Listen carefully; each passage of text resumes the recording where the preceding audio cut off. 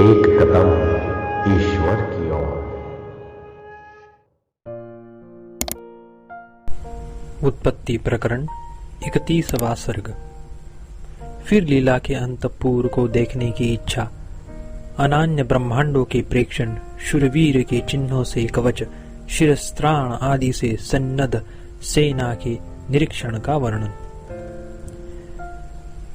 अपने पूर्वजन्म के संसार से निकलकर पूर्वोक्त रीति से अनंत कोटि ब्रह्मांडों की विचित्रता को देखती हुई वे उनमें से किसी ब्रह्मांड में झटपट प्रविष्ट हुई। वहां उन्होंने अंतःपुर को देखा।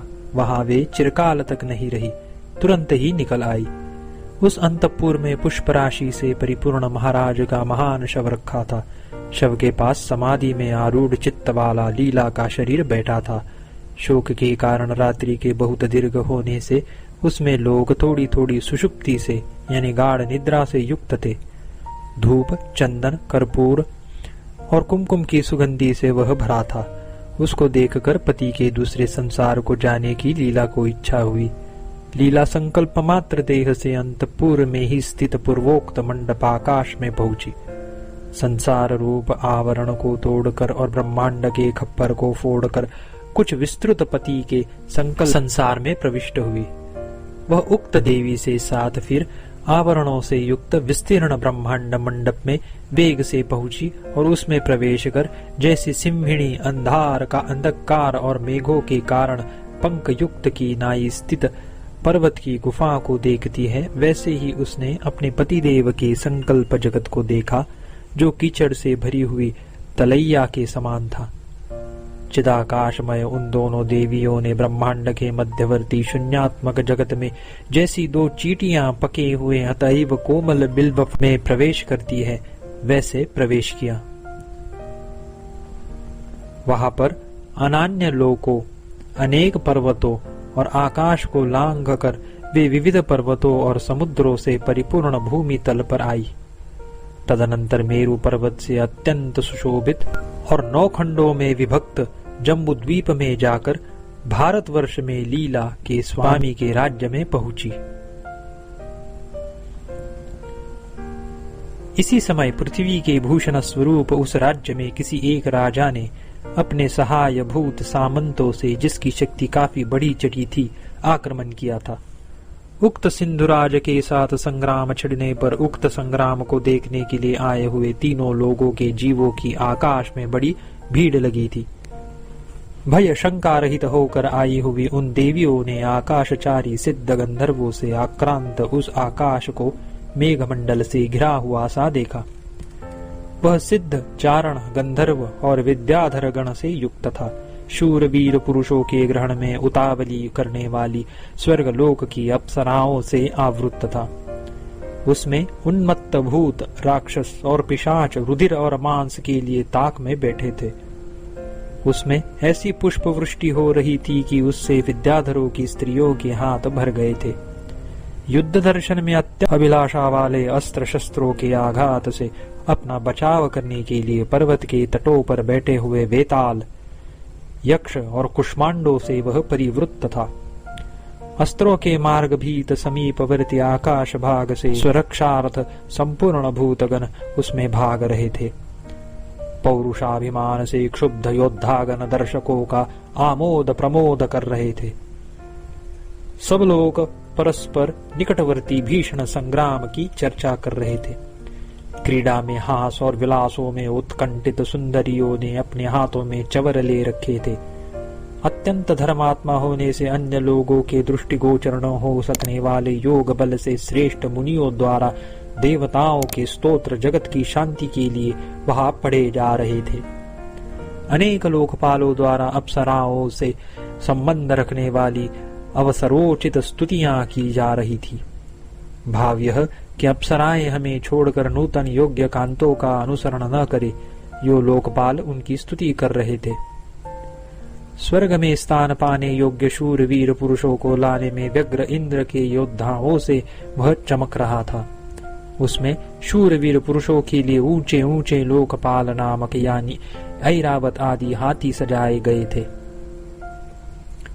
स्वर्ग की ओर जा रहे रणभूमि में आहत शूर आगत स्वागत रूप सम्मान में गंधर्व और चारण कटिबद्ध थे। वहां शूरवीर पुरुषों पर आकृष्ट होने वाली अप्सराएं कटाक्षों से अच्छे अच्छे योद्धाओं को देखती थी। वह शूरवीर पुरुषों के बाहुदंडों का आलिंगन करने में क्षुब्ध सहस्त्रों स्त्रियों से भरा था। शूर पुरुषों के शुभ्र यश ने वहां पर सूर्य को चंद्रमा बना दिया था। भाव यह कि यश की शीतलता से उष्णता के दब जाने से सूर्य चंद्र सा मालूम होता था। श्री रामचंद्र जी ने कहा, भगवन, शूर शब्द कैसे योद्धा का वाचक है? कौन योद्धा स्वर्ग का अलंकार है और कौन डिम्बाहव योद्धा है?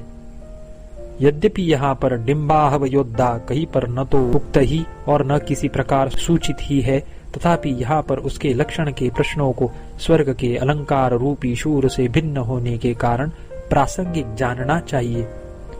श्री वशिष्ठ जी ने कहा, वत्स, शास्त्रों में प्रतिपादित सदाचार से युक्त राजा के लिए रणभूमि में जो युद्ध करता है, वह चाहे रण में मृत्यु को प्राप्त हो चाहे विजयी हो, वह शूर है और शूरोचित लोक का भाजन है। पूर्वोक्त विधि से विपरीत यानी असदाचारी राजा के लिए जिसने प्राणियों का अंग छेदन किया है, वह यदि रण में मृत्यु को प्राप्त हो तो वह डिम्बाहव में मारा गया कहलाता है और वह नरकगामी होता है। जिस स्वामी का आचरण शास्त्रानुकूल नहीं है, उसके लिए जो पुरुष रणभूमि में युद्ध करता है, वह यदि संग्राम भूमि में मरे तो उसको शाश्वत नरक की प्राप्ति होती है। जो यथासंभव शास्त्र प्रतिपादित विधि के अनुकूल और लोकाचार के अनुकूल आचरण करने वाला होकर रण में युद्ध करता है और वैसे ही सदाचारी स्वामी का भक्त हो, वह शूर कहलाता है। सुमते, गाय के रक्षण के लिए, ब्राह्मण के रक्षण के लिए, मित्र के रक्षण के लिए, शरणागत के रक्षण के लिए युद्ध रूप उपाय द्वारा जो मृत्यु को प्राप्त होता है, वह स्वर्गालंकार है। अवश्य परिपालनीय अपने देश की मुख्य वृत्ति से रक्षण में जो राजा सदा उद्यमी है, उसकी विजय के लिए जो युद्ध करते हैं, वे वीर है और उन्हें वीरों का लोक प्राप्त होता है। प्रजाओं के प्रति सदा कुछ न कुछ उपद्रव करने वाले राजा अथवा राजा से भिन्न जमींदार आदि राजा के लिए जो युद्ध में मरते हैं, वे निस्संदेह नरकगामी होते हैं। शास्त्रानुकूल आचरण न करने वाले और प्रजा को पीड़ित करने वाले राजाओं अथवा राजाओं से भिन्न मालिकों की विजय के लिए जो रण में छिन्न भिन्न शरीर होकर मरते हैं, वे निश्चय नरकगामी होते हैं। यदि धर्म पूर्वक युद्ध हो तो युद्ध में मृत योद्धा का स्वर्ग में स्थिति होती है। यदि अधर्म युद्ध से मारे गए पुरुष को स्वर्ग प्राप्त हो, तब तो मत्त पुरुष परलोक के भय से रहित होकर अत्यंत अधर्म युद्ध से भी दूसरे लोगों को नष्ट कर डाले।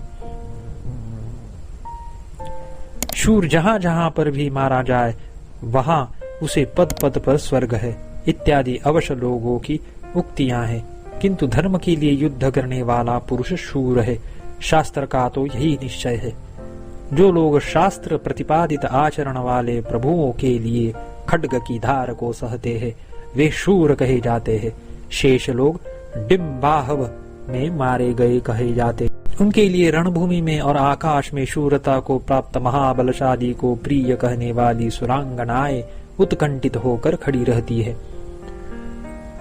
विद्याधरों की अंगनाओं के मधुर और मंद मंद गायन से गुलजार, मंदार के फूलों की मालाओं के गुंथने में व्यग्र कामिनियों से युक्त और जिसमें देवता और सिद्धों के सुंदर सुंदर विमानों की पंक्ति विश्राम ले रही है, ऐसा आकाश उत्सव के लिए बहुत बड़ी चढ़ी शोभा से युक्त सा अत्यंत शोभित था। 21वां सर्ग समाप्त।